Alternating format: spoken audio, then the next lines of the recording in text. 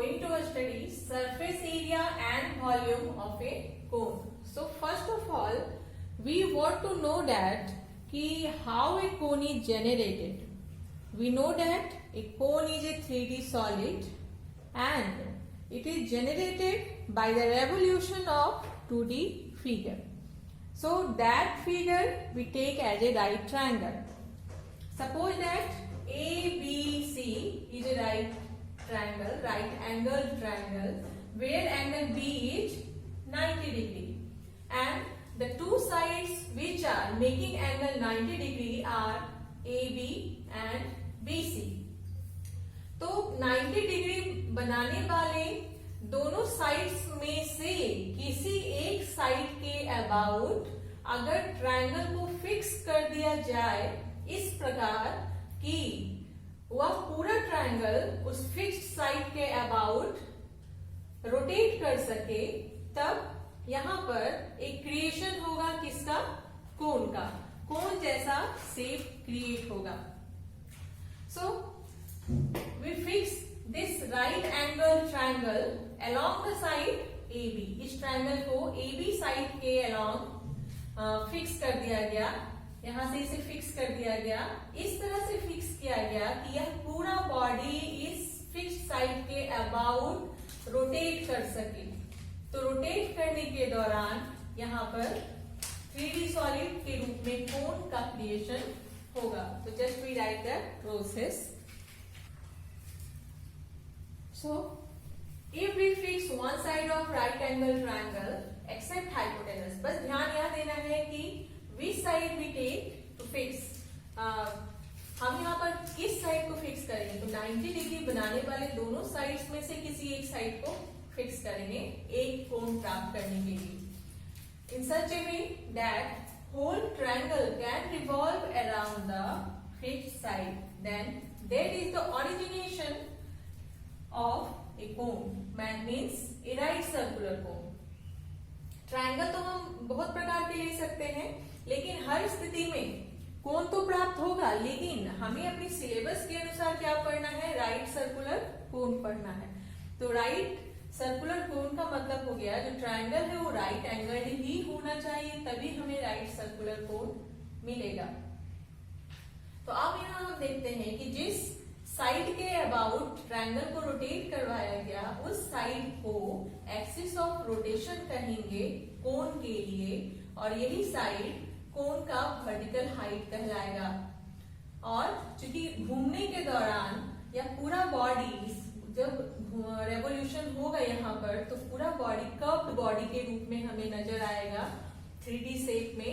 तो बाहर का जो कर्व्ड बॉडी हमें नजर आ रहा है उसमें ये जो हाइपोटेनस है ट्रायंगल का वो स्लैंट हाइट के रूप में हम यूज करते हैं, और थर्ड साइड को हम बेस के रूप में, बेस रेडियस के रूप में यूज करेंगे। तो ये रेडियस हो जाएगा, ये हाइट और ये स्लैंट हाइट। तो रेडियस हाइट और स्लैंट हाइट के बीच रिलेशन वही पाया जाता है जो ट्रायंगल में पाइथागोरस प्रॉपर्टी के अनुसार हम तैयार करते हैं। Means hypotenuse square is equal to perpendicular square plus base square. तो इस तरह से फिगर में जब हमने ट्रायंगल को पलट कर इस साइड रखा तो पूरा बॉडी, तब उस स्थिति में जो नीचे का सरफेस होगा वो सर्कल के रूप में हमें मिलेगा।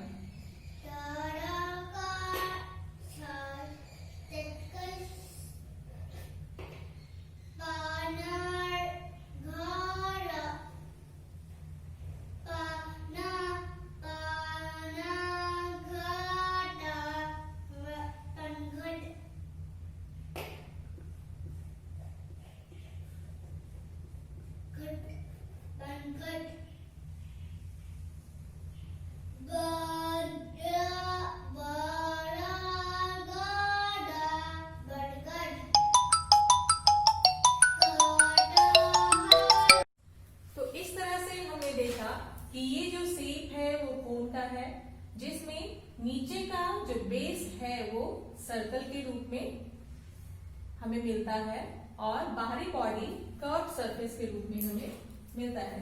जैसे सपोज दैट अगर हम इस शेप को देखें तो ये पेपर से बनाया गया एक कोन है। तो जब हम ट्रायंगल को रेवोल्यूट करके ट्रायंगल के रेवोल्यूशन के द्वारा कोन तैयार करते हैं तब बाहरी बॉडी इस तरह का शेप वहां अपीयर होगा।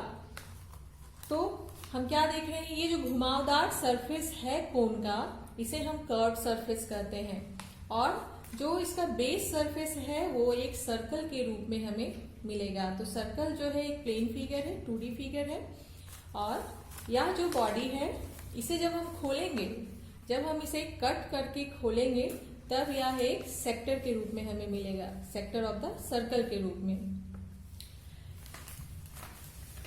यहां पर हम क्या देख रहे हैं, तो what we can conclude, this cone has two surfaces, one curved surface and the second is the plane surface which is in the shape of a circle।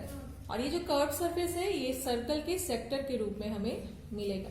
And this point is known as the vertex of the cone. Cone में एक as आपको मिलेगा, ये जो किनारा आपको नजर आ रहा है इसे हम सर्कल का एज कहते हैं। तो यही फिगर है यहाँ पर, यू कैन फाइंड दैट। अब है कि यहाँ पर हम स्लैंट हाइट को किस तरह से समझें। ये जो गोलाई सब जगह दिख रहा है, ये गोलाई में ये जो कर्व सरफेस है, जो घुमावदार सरफेस, यहाँ हर जगह वर्टेक्स से लेकर एज तक के डिस्टेंस को अगर हम मेजर करें सभी जगह, तो यह डिस्टेंस सभी जगह एक समान आता है और इसी डिस्टेंस को हम स्लैंट हाइट कहते हैं। ये स्लैंट हाइट हो गया जिसे हम लोग L के द्वारा रिप्रेजेंट करते हैं। और ये वर्टिकल हाइट को हम डेफिनेशन से कैसे बोल सकते हैं, the line segment joining the centre of the circular base to the vertex of the cone is said as vertical height. Base, circular base के सेंटर को वर्टेक्स से मिलाने वाला लाइन सेगमेंट हाइट कहलाता है। इसे ही हम एक्सिस ऑफ रोटेशन भी कहते हैं। और जो ट्रायंगल का बेस था उसे वो कोन के लिए रेडियस का काम करता है। इसे हम दिखाते हैं हम लोग। तो इस तरह से हम बाय पाइथागोरस प्रॉपर्टी हम क्या प्राप्त करते हैं, we have, first of all लिख देते हैं यहां पर, let us consider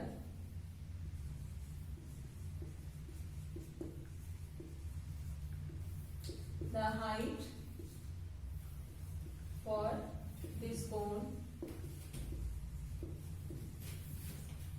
height is equal to h, slant height is equal to a small l, and the base radius is equal to small r. तो इस तरह से हम लोग देखेंगे कर्व सरफेस एरिया किस तरह से फाइंड आउट करते हैं। तो when we open this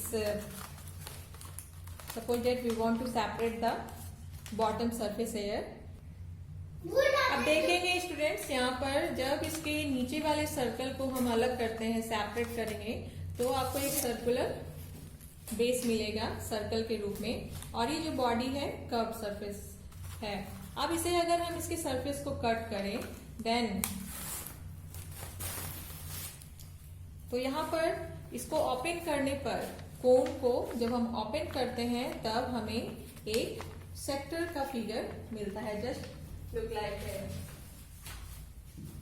this figure is just at the sector of the circle. ये इसका वर्टिकल एंगल हो गया यहाँ पर। तो आप सेक्टर की फॉर्मूला के आधार पर भी डेरिवेशन कर सकते हैं कर्व सरफेस एरिया का। अदरवाइज आप इसे दूसरे रूपों में भी डिराइव कर सकते हैं। सपोज दैट इस सर्कल को हम यहाँ पर अटैच कर रहे हैं। अब इस पेपर को अगर हम फोल्ड कर दें then we have the two pieces of the paper. इस पेपर का दो पीस हमें मिल गया, इसे हम सेपरेट करेंगे सीजर से काट कर।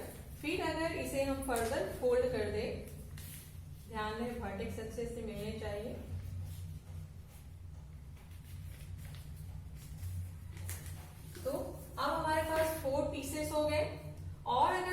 फर्दर फोल्ड करें तब हमें 8 पीस मिल जाएंगे और ये 8 पीस सेम एरिया के होंगे। तो यहाँ पे जितने भी पीस मिल रहे हैं मीन्स ये चूंकि ये पेपर जब हमने फोन को ओपन किया तो ये पेपर 2D फिगर के रूप में कन्वर्ट हो गया। अब इसे हम फोल्ड करके 8 पीस में बांट रहे हैं। अब इस 8 पीस को हम लोग यहाँ बारी बारी से चिपकाएंगे ताकि रेक्टेंगल क्रिएट कर सके और रेक्टेंगल का जो एरिया होगा वही कोन का कर्व सरफेस एरिया कहलाएगा। अब इन काटे गए 8 पीस को हम लोग चिपकाएंगे लाइक दिस।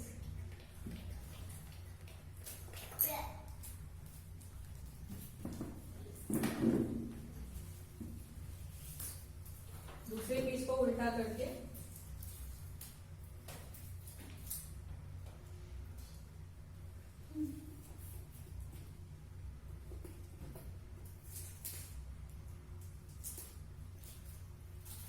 ऐसे ही करते हुए 8 पीस को चिपकाते हैं हम लोग। तो इस तरह से ये 8 पीस यहाँ पर चिपका दिए गए। तब आप देखिएगा कि ये जो 8 पीस को चिपकाने से जो यहाँ पर शेप क्रिएट हो रहा है वो एक रेक्टेंगल के शेप में आ रहा है। तो अब हमें इस रेक्टेंगल की लंबाई पता करनी है और चौड़ाई पता करनी है। तो जब हम इस कोन को ओपन किए सरफेस वाइज तब देखा गया कि उसमें से एक सर्कल निकला और जो कर्व बॉडी था उसे काटने पर एक सेक्टर मिला था हमें और उस सेक्टर को हमने 8 पीस में बांटा और उन 8 पीस को यहाँ पर चिपकाया गया इस उल्टा ऊपर नीचे करके, तो एक रेक्टेंगल का शेप मिला। तो देखिएगा कि ये जो पोर्शन है जो ऊपर की ओर जो लंबाई है और नीचे की ओर जो लंबाई है वो इसी गोलाई से निकाला गया पार्ट था जैसा कि हम लोगों ने पिछले क्लास में किया था। तो चूंकि ये गोलाई का ही पार्ट है तो जब हम इस पूरे कोन के फिगर को चपटा करते हैं प्रेस कर देते हैं तब आधा गोलाई इधर आ गया और आधा गोलाई इधर आ गया। दैट मीन्स इस गोलाई को हम क्या कहते हैं circumference of the circular base कहते हैं। तो circumference of the circular base 2 pi r, जिसमें से आधा पोर्शन यहाँ आया और आधा इधर, तो 2 पाई आर का अगर हाफ करेंगे तो हमें क्या मिलेगा पाई आर। दैट मीन्स ये जो लंबाई हो गई यहाँ पर ये पाई आर हो गई और आप देखिएगा कि ये जो स्लैंट हाइट था वही इस रूप में आ गया यहाँ। दैट मीन्स यहाँ से लेकर यहाँ तक ये जो चौड़ाई है वो L कहलाएगी। तो रेक्टेंगल का लेंथ और ब्रेथ हमें मालूम चल गया। अब हम इसका एरिया निकालेंगे। Therefore, कर्व सरफेस एरिया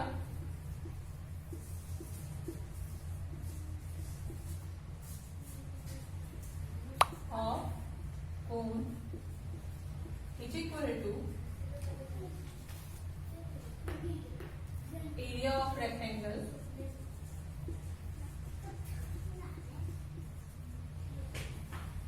और एरिया ऑफ रेक्टेंगल हो गया length into breath.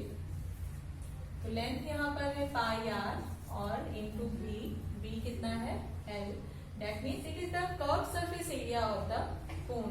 It is known as measured in unit square unit. Now the total surface area. So total surface area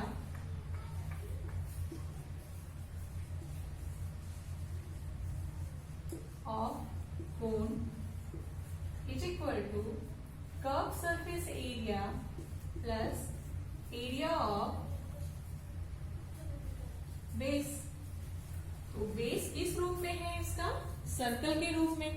so curve surface area is pi R L and the area of base is pi R square. अगर इसका radius हम are consider कर रहे हैं तो इसका area कितना हो जाएगा पाई आर स्क्वायर। सो दोनों में से हम पाई आर कॉमन निकाल दें, पाई आर कॉमन निकाले then we have l plus r. आप इसे सीधा भी कर सकते हैं आर को पहले और एल को बाद में। Pi R plus L square unit. So this is the total surface area of the cone. अब हम लोग देखेंगे वॉल्यूम के लिए. वॉल्यूम का डेरिवेशन अगर हम देखना चाहें तो चूंकि यह जो कोन है वह जस्ट लाइक सिमिलर पिरामिड होता है, सो इसका वॉल्यूम हमें निकालने के लिए, डिराइव करने के लिए बहुत ही लॉन्ग टेक्निक से पास होना पड़ेगा, नहीं तो फिर हम लोग सिलेंडर और कोन को कंपेयर करके भी वॉल्यूम निकाल सकते हैं. तो अगर सेम बेस रेडियस और सेम हाइट का एक कोन और एक सिलेंडर अगर हम लेते हैं, तब हम यह पाते हैं कि अगर इस कोन के द्वारा हमें क्या लेना है, एक कोन लेना है और एक सिलेंडर जिसका बेस रेडियस और हाइट सेम होना चाहिए. तो इस कोन के द्वारा अगर हम कोन में, सपोज दैट कोन में पानी भरकर सिलेंडर में डाल रहे हैं, तो इस तरह से हम पाएंगे कि 3 बार कोन के द्वारा पानी डालने पर सिलेंडर जो है पूरी तरीके से भर जाता है.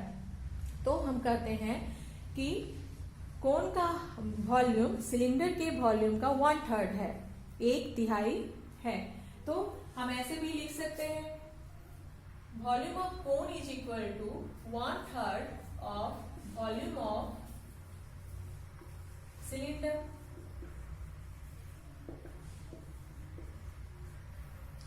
और वॉल्यूम ऑफ सिलेंडर कितना होता है, πr²h, जब उसका भी रेडियस r हो और हाइट h हो, मीन सिलेंडर का बेस रेडियस r और हाइट h हो. तो कोन का वॉल्यूम और सिलेंडर के वॉल्यूम में यही रिलेशन पाया जाता है.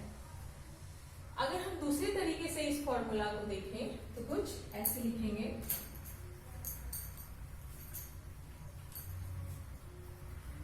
तो यहाँ पर हम क्या देख रहे हैं कि जो कोन का पूरा बॉडी है वो नीचे चौड़ा है और ऊपर जाकर वो नैरो हो गया है और एक बिंदु पर जाकर वो मिल जाता है. तो इस स्थिति में जो बेस एरिया है, हम फॉर्मूला में इस तरह से मॉडिफिकेशन करते हैं, 1/3 of base area into height. तो 1/3 बेस जो है सर्कल के रूप में है और बेस एरिया हो गया πr². सो हम लिखेंगे πr², हाइट कितना है यहाँ पर h. So this is the volume in cubic unit. तो ये 3 फॉर्मूला है, curve surface area, total surface area and volume of the cone.